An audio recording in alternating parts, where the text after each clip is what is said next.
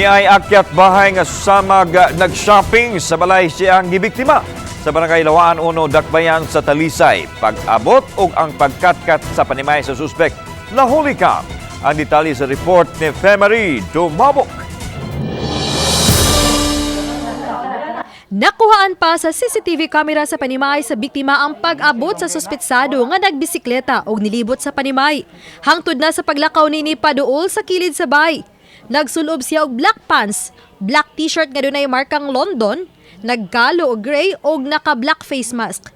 Nakuha no sa bang iyang mala Spider-Man nga pagkatkat sa hagdan nga alang sa fire exit. Nga nagtiniil. Paglabay sa dulan 30 minutos, sunod nga makita kining nag-una nga blue travel bag. Nakasapatos na ang suspect. Naka-blue ang pantalon ug naka-blue jacket usab. Nagsulob daw sab siya og helmet pang bisikleta.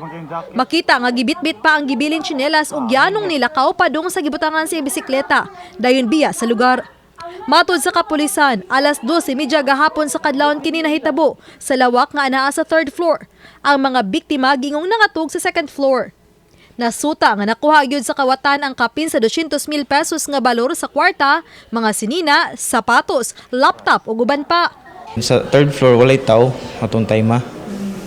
So ang suspect kursunado kayo ni kuan dito sa there's may fire exit dapit ni Saka.